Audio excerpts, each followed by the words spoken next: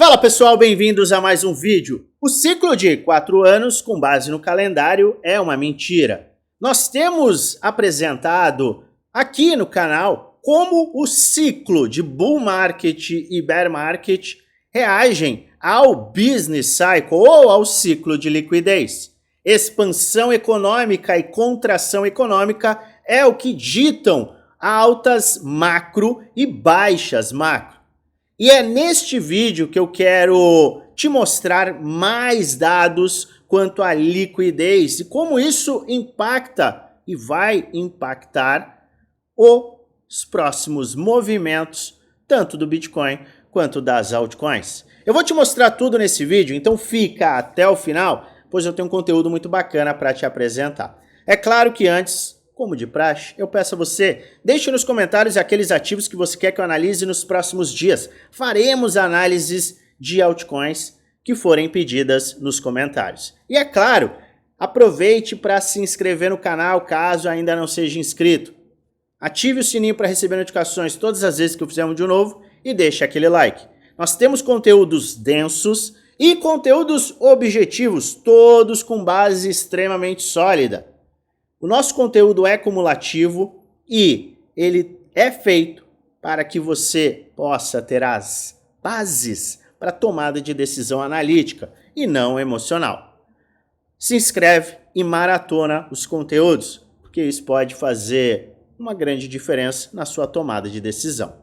Pois bem, ciclo de 4 anos, muitos seguem com a visão de que o ciclo começa em uma data e termina em uma data específica. Tantos dias de um bull market, tantos dias após o halving e simplesmente acabou.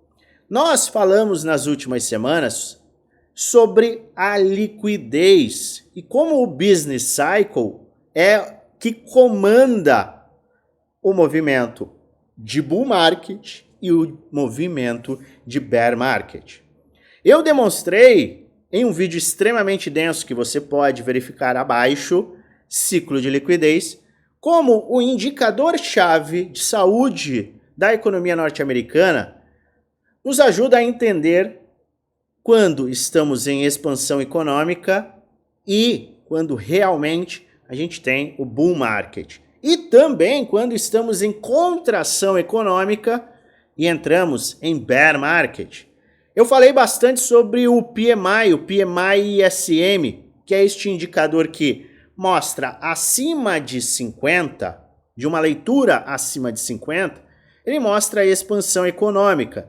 E uma leitura abaixo de 50 mostra uma contração econômica. Parece coincidência, mas nos últimos 2 ciclos nós vimos uma expansão econômica e injeção de liquidez, com o mercado tendo uma aceleração, um bull market. Contração econômica, escassez de liquidez, casou com bear market. Voltamos a uma expansão econômica, bull market. Na verdade, bull market aqui, nós estamos trazendo uma leitura desta área 2016-17, 2016-17. Início de contração econômica 2018-2019, bear market. Expansão econômica 2021, bull market de 2021. Temos o PMI trazendo queda, contração econômica, nós temos bear market. Então você pode verificar que até mesmo antes desta leitura gráfica, mais que a gente pode verificar no gráfico, nós temos o PMI nos trazendo uma correlação muito interessante com bull market e bear market.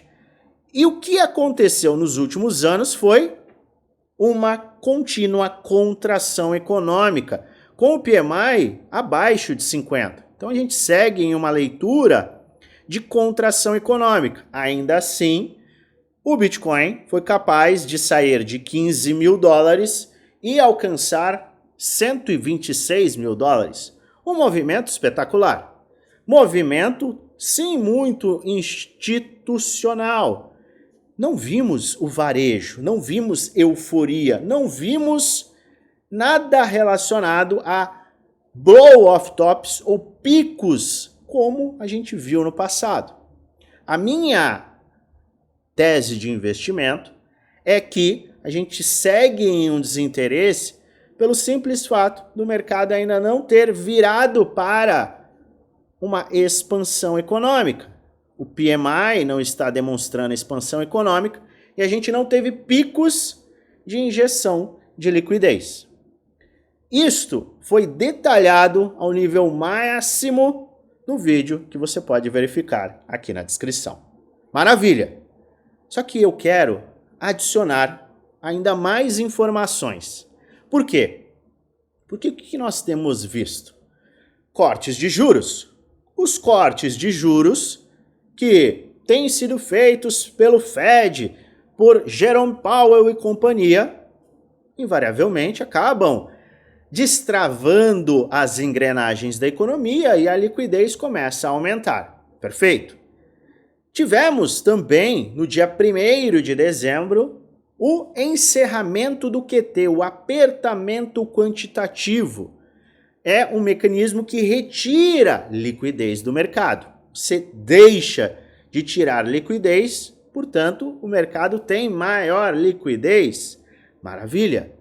E o que nós estamos vendo é um evento também muito importante, que é o estresse na liquidez dos bancos. E eu quero correlacionar isso tudo com o PMI para te mostrar algo que está diante dos nossos olhos e pode acabar impactando de forma positiva os mercados de risco, justamente por conta de uma injeção de liquidez. Vamos lá, gráfico do Bitcoin em verde. Este é o Bitcoin.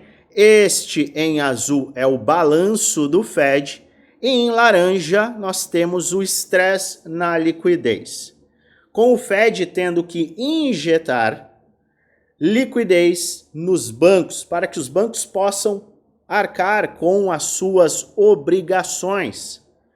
Vamos entender cada um deles. O Bitcoin tem feito a sua movimentação de alta, mesmo com um PMI mostrando contração econômica até o momento. Os cortes de juros melhoram muito esta questão e tendem a impactá-lo, PMI, ao longo das próximas semanas e meses. Se a gente olha para o fim do QT, a gente começa a entender que tem mais liquidez no sistema. Com maior liquidez no sistema, o balanço do Fed tenderá a fazer este movimento, começar a subir, exatamente como vimos depois do fim do QT no último ciclo.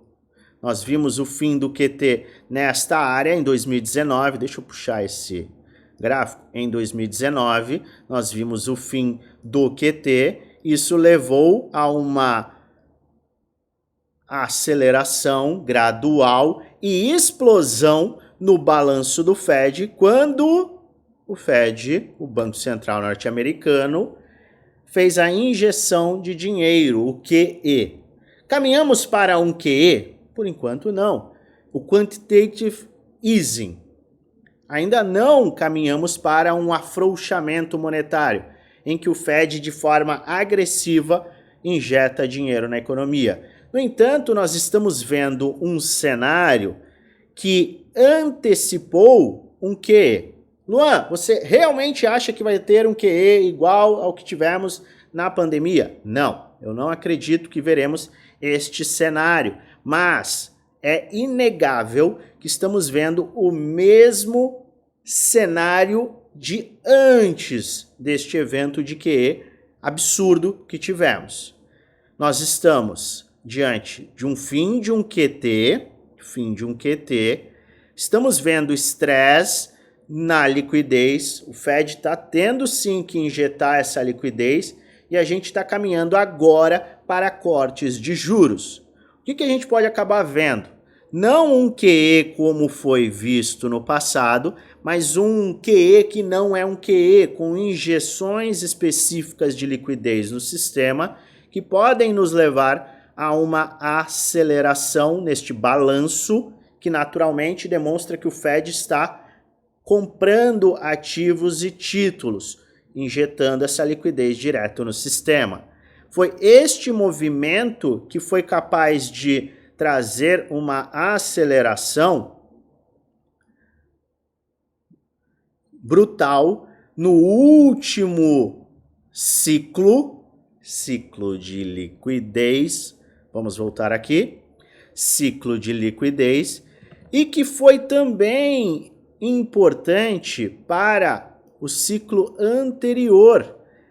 Por quê? Se a gente não teve um aumento no balanço do Fed, entenda, esta faixa em azul lateral permitiu que a gente não tivesse o QT. A gente não teve um QE, a gente não teve expansão agressivíssima em relação à injeção de liquidez por parte do Fed. No entanto, a gente não teve o QT já tinha encerrado. Então, o encerramento do QT não precisa necessariamente trazer um QE para que a gente veja este movimento de aceleração nos ativos de risco. Eu sei que é um conteúdo denso, eu sei que é um conteúdo mais complexo, mas eu estou tentando ser o mais simplista possível.